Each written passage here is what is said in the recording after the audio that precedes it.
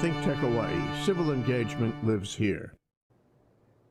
Aloha Hawaii, I'm Wendy Lowe and I'm your new friend as we journey to take your health back. We are coming to you live from downtown Honolulu from the studios of Think Tech Hawaii. We are located in the Pioneer Plaza right in the heart of downtown. Today our topic of discussion will be on fascia, the missing link to the majority of unexplained aches, pains, and ailments. Fascia can be your best friend or it can be your biggest nightmare. Today, my guest is Anthony Chrisco. He is a founding member of the Fascia Research Society and the inventor of the Fascianator roller. So not to be confused with the Fascinator, the hat that the Brits use, especially on that beautiful wedding that we just experienced, and the Fascianation Method of self-myofascial release. Anthony, great to have you on the show. Thanks for having me on Health Tech, Wendy. Yes, very good. So Anthony, you and your wife Eileen are the founding members of the Fascia Research Society. Oh, what a mouthful. And you both have shifted your careers, which was very successful, 20 years of doing all kinds of great things on fascia and how it relates to health. Fascia must be exciting. What is fascia? That's a great question. Fascia, what is it? I want you to imagine if you had an orange.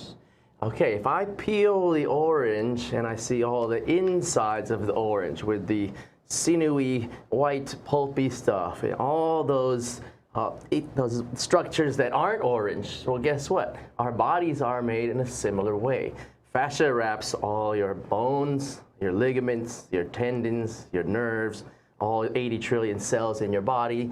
It is the connective tissue, but more importantly, it's the largest organ of the body, classified in 2012 as the largest organ of the body by the Federative Committee of Anatomic Nomenclature, in case you're wondering. Okay, now I know we have a couple of slides that can show us what that orange looks like. Right. So if we look at the orange slide, I want you to imagine you're peeling an orange. You have the white stuff around it, and then you see what separates those wedges of oranges. What is that clear membrane that's keeping the orange slices in its wet? What is that membrane? Think about that as the fascia of the orange. And like the slide says here, it is the largest organ system of the body. Yes, larger than the skin. Many people say, but isn't the skin the largest organ of the body? Yeah, it was before the year 2012. And that's again when fascia was classified as the largest organ of the body. Now, where is the fascia? Well, I think the question should be, where isn't the fascia? Because it's everywhere. It wraps all 45 miles of your nerves, all 60,000 miles of arteries, veins, and lymphatic vessels, all 1,000 lymph nodes, all 640 muscles, and all of their individual muscle fibers, and all of their different bundles of fibers that make up more and more pieces of this body. It wraps all 206 bones. It wraps all of your other organs. And yes, it wraps all 360 joints, and I might as well throw in there the 900 ligaments in our body as well. So again, where is fascia? No, where isn't the fascia? Wow. That's the question. That is the question. You know, and honestly, Anthony, I thought the heart was the largest organ, and that shows you how much I know, and that's why we're having you here today, so that you can explain to all of us what the heck is fascia. Because until I met you, I didn't know what that was, and I'm sure in the audience there's a lot of people at present that still don't know what fascia is all about. That's a great question, and think about if I went to get a big steak, and I peel that steak apart, what is that shiny, silvery substance in between the red meat? That's the fascia. That's the stuff that gets stuck in your teeth, and we give it to our dog under the table, right? Because she doesn't chew very well, it doesn't go down. It's made of collagen and water. Right. Yeah. Wow. So fascia seems like it's a carrier of liquid throughout the body. And so what you're trying to share with us is that if we block it, that means it causes a lot of these different issues. That's why we need to love our fascia. That's right. Okay. So is it safe to assume that if I drank a lot of water or enough water, that my fascia is okay and healthy? No, I would say that's not a good assumption. Just because you're giving your body the building blocks but not giving it the stimulus to utilize those blocks. That's what's missing, is the stimulus to take this fresh water and to get it pumping through our lymphatic system. Now, there's some ideas about how fascia functions with regards to water, and we can highlight those on the next slide. It's very clearly laid out. If you think about your fascia as being simple type of material, a sponge. When you get older, Wendy, what kind of sponge do you want to be? Dry and angry and bitter and bent out of shape? Or do you want to be moist and pliable and bubbly all the time? Well, I think I'm the first one, and I want to become the second one. That's right. Yeah, so that's why we're having you here. You're going to teach me how to become pliable, bendable, and more That's right. Healthier. And when we look at the properties of fascia with regards to applying this stimulus that I just mentioned, let's take a look at that slide. When we look at the water, you want to understand your fascia from the very beginning, it has the capacity to hold 4 gallons of water in your body. Okay? If you're a little bit bigger, maybe there's more water. If you're more petite, maybe there's less water. But on average, the science shows us the fascial organ system can hold about 4 gallons of water. Now, this water is also referred to as the lymphatic fluid that flows through our body. So let's break that down. How does this work? Well, when pressure is applied to the fascia, whether it's from stretching, rolling, shiatsu, massage, any type of physical body work, old water is squeezed out. Now, I want you to think about this old water as inflammatory waste. If I have a lot of inflammatory waste pooling in my body, am I going to be free of motion, or am I going to have stiffness and aches and pains and inflammation and altered mechanics because everything on me is so tight? Okay? When we apply that pressure, we squeeze out the old water. I take the pressure off, a higher percentage of fresh water starts flooding the tissue as if I took that dry sponge, if I dipped it in water. What is that dry, wrinkled sponge going to do for me? It's going to expand and open up, and it's going to take all the restrictions off of my arteries, my veins, my nerves, and other pain-sensitive structures that are within this tissue all over my body. So after we roll it, the next part is proper hydration and nutrition. Again, if this capacity is for 4 gallons of water, and I'm eating all this junk food, isn't my body trying to deal with this junk? Right. How do I flush it out? Right. No pun intended. Right? You need water to move the old stuff out. You need that water to help with the fluidity and the slipperiness of the tissue, if you will. A great example of that, another one, is if you bought a chicken, you open the package, you pull the skin from the muscle. What is that clear, slippery stuff in between? That's the fluid that the fascial tissues make. And those fluids are what allow all your structures to glide amongst each other instead of, if there's a knot, it acts like glue. So if I put super glue on my forearm, stuck it to my other forearm, pretend these are individual muscles. I move this muscle, but because it's attached to that by this sticky glue, where do I feel pain? I feel pain here. I get it. So just because I hurt here doesn't mean I'm hurt there. Right. The root cause is the stickiness of these fascial layers at various junctions throughout the body. And this is what we've developed. That's how we have been helping thousands of people over the last decade. Wow. Seems to me the topic of conversation right now is hydration. Hydration, hydration, hydration. And so basically you want to keep your body fluid. That's it. Okay, and so I have a trivia question for the audience out there. How many of you know how much water you're supposed to drink daily? Anthony? Well, there's a lot of information out there, but we stick to a general rule of half your body weight in ounces. Yes. So if I'm 180 pounds, which I'm not, And if I was 100 pounds, which I'm not, then I should be drinking 90 ounces. and 50 for me. But, so just take your weight, divide it by 2, and in that, the amount of ounces is how much we should be required to have. Daily. Minimal. So that's pretty much what the rule of thumb is. That's right. Right? So now, Anthony, what are the symptoms of dry fascia? Oh, great question again. Let's go down the list, shall we? Okay. I will start with the foot, and I'll just gingerly go up the body. Some of the symptoms include inflammation, knots, or we call them adhesions. So if you're like rubbing your back against the wall, you're trying to rub that knot out. Immobility or stiffness, decreased range of motion. So instead of being able to raise your arm up, You kind of compensate with other muscles that aren't moving as much. You can have various types of pain, whether it's a dull, achy pain in the appendages. It can be a sharp pain in a certain spot, or it can be chronic pain, which is from the moment you wake up to right before you go to sleep. You're constantly in pain of some sort or some type. Other issues related with stiff fascia are poor posture. So a lot of the times people say, "Oh, I'm getting old. I'm old because my posture's bad." Well, guess what? If you address your fascia, this fascial organ system will help you stay upright. It will help you with your imbalances. If it's dry, it pulls you out of position. If you've had prior surgeries, whether it's for a knee replacement, meniscus cleanup, frozen shoulder, plantar fasciitis surgery, Achilles tendonitis surgery, carpal tunnel surgery, it also helps with managing the scar tissue that was introduced by way of the surgery. So surgery can be great if I need it, but sometimes it's not needed, or sometimes the end results aren't as good as we would like. Little more symptoms of this stiff fascia: your body awareness and the ability to maintain yourself, keep from falling down. So out here in Honolulu, we have a lot of seniors, and I see a lot of them. I see them fall on the street. Right. These people who have been taking our class for a year, 2 years, they're like, "Anthony, I almost fell in a pothole, but I righted myself this time. Last year, this time, I slipped, I broke my foot. So thank you for what you're doing."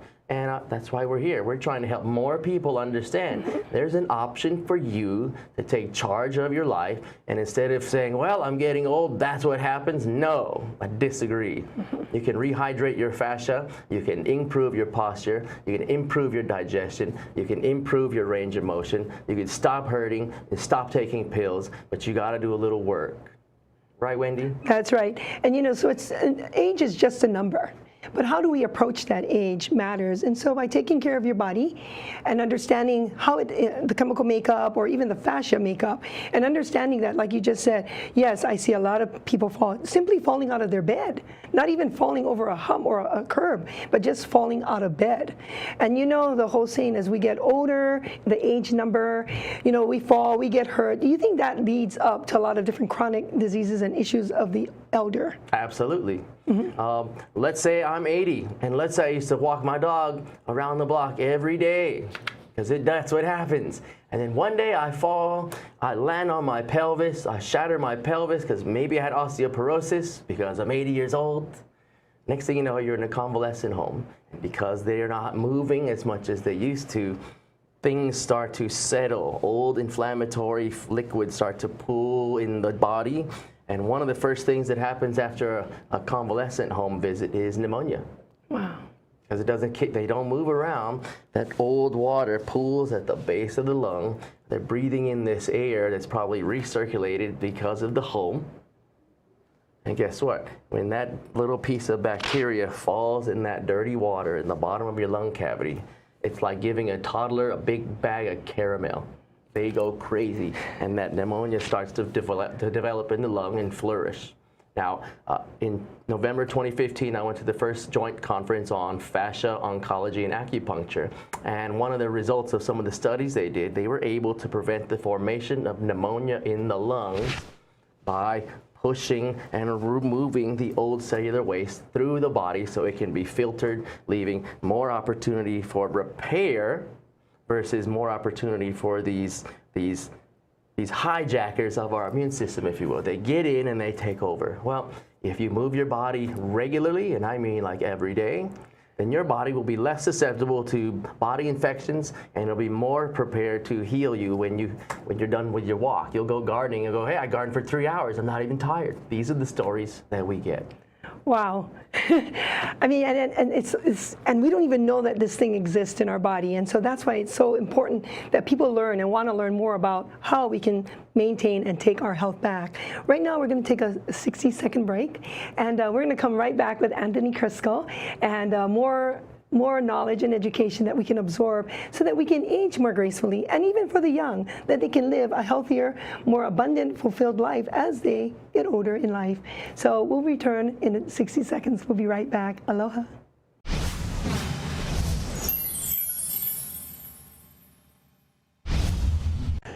everyone. I'm DeSoto Brown, the co-host of Human Humane Architecture, which is seen on Think Tech Hawaii every other Tuesday at 4 p.m.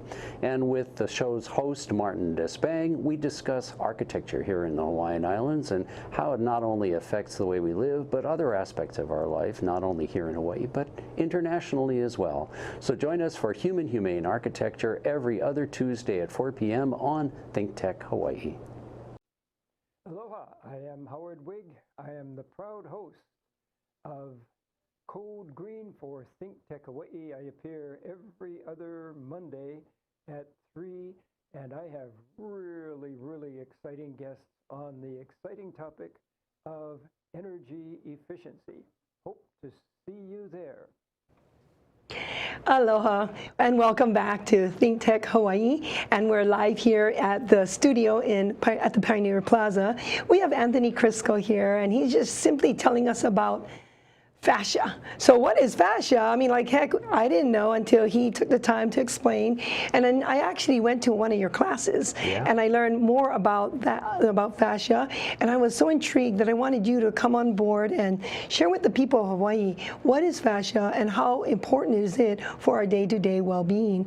And he went through a lot of the very simple information, but yet very intense. So we want to just continue on at this point. And you know, Anthony, there are so many scientists and doctors of the modern day fascia movement. Can you just share with us a little bit about what you've experienced with them? Oh, absolutely. I've had the opportunity to meet these people firsthand at the first joint conference on fascia oncology and acupuncture. And Tom Myers is the gentleman in the white shirt with me in the green shirt. He was here in Hawaii, and I had the opportunity to spend 40 hours with Tom Myers. He's a structural integrationist.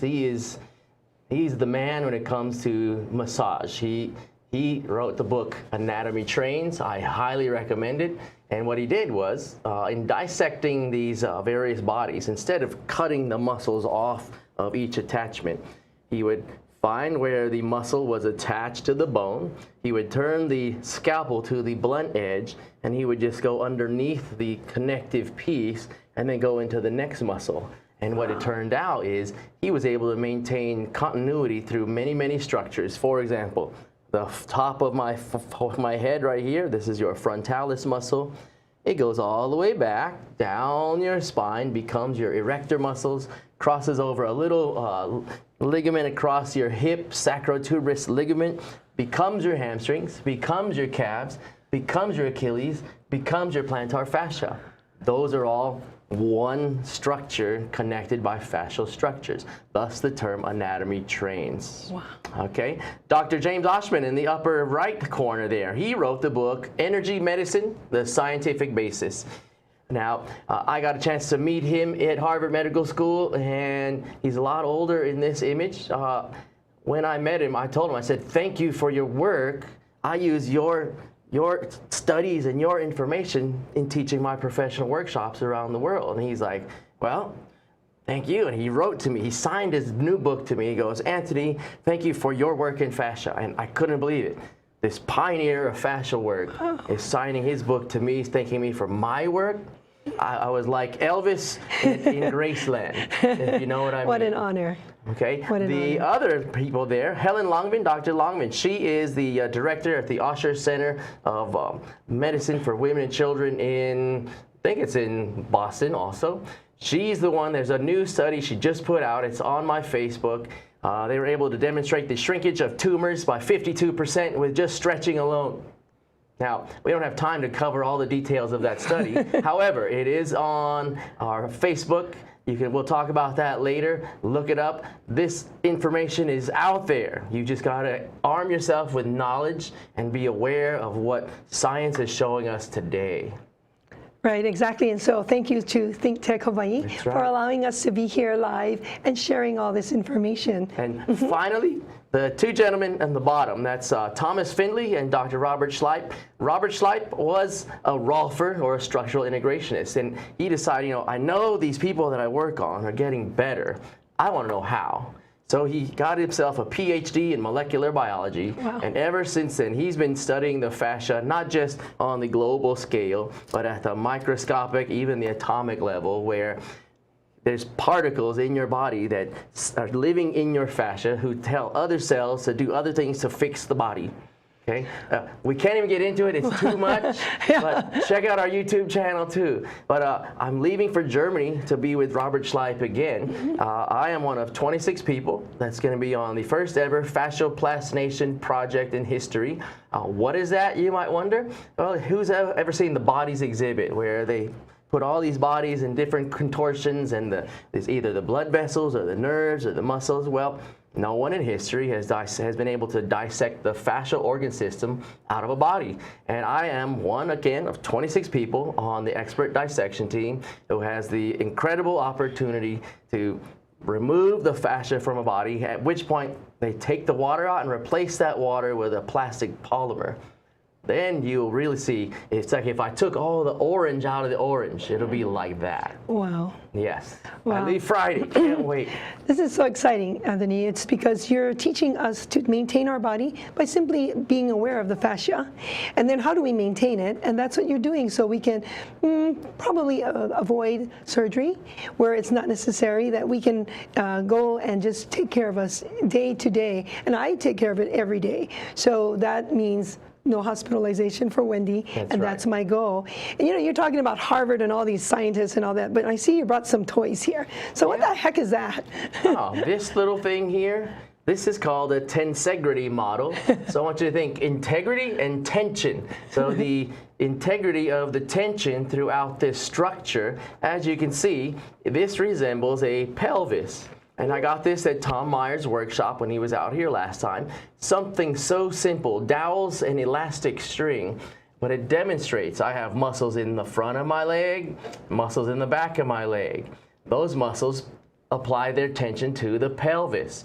If I sit a lot and my quads are tight, it pulls my pelvis forward, which in turn pulls my spine out of whack. Do you understand how that picture works? Yeah. The other thing is, what if I have imbalances left to right? My left side is tighter, so these muscles are pulling my pelvis down. Next thing you know, someone's telling me that my right leg is shorter than the left leg. Well, it's not shorter.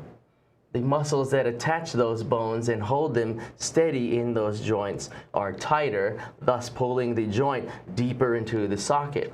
And that's what leads to the inflammation, the friction, the joint problems. And this little diagram, this little 3D model, shows you how that works. And it's all about simplicity. If I can educate you to the simplest form of understanding, what are the chances you'll get that down? That's right. I mean, I can understand that. And so, you know, wherever I go, Anthony, wherever I go, the mall, you know, the beach, when I see people ailing and like just doing this when they stand up or limping, I'm always thinking, they got to see Anthony. They got to work on their fascia. I mean, immediately, because I know what you're going to say, what the cause of the problem is, and it's just unbalanced or just tension that you could probably help them roll out and fix. You can manage, mitigate, and ameliorate the aches and pains that have been plaguing you for your whole life. No joke. So as a personal trainer for what, 20 years? 24 years. With a focus on post-rehabilitation, you've developed a simple program that even I can do that addresses the tight fascia and the fascial restrictions. What is the program that you've developed? All right, well, this methodology that we actually own the trademark for is called the Fascianation Method. Why? Because fascia is fascinating. That's why. And what does it entail? It is a total body self-massage program using a roller. We're not using a foam roller though. We have a hashtag it's not a foam roller. This roller was designed using my 24 years of post-rehab experience working with hip replacements, knee replacements, broken necks, broken backs, amputations, working with the troops.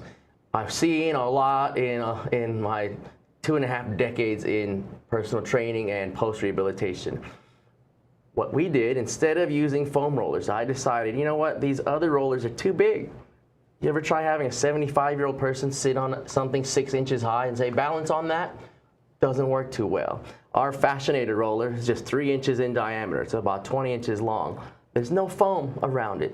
The reason we don't use foam is the restrictions, the knots in our body are typically harder than the foam rollers that people have been using. And again, we've been in this business a long time.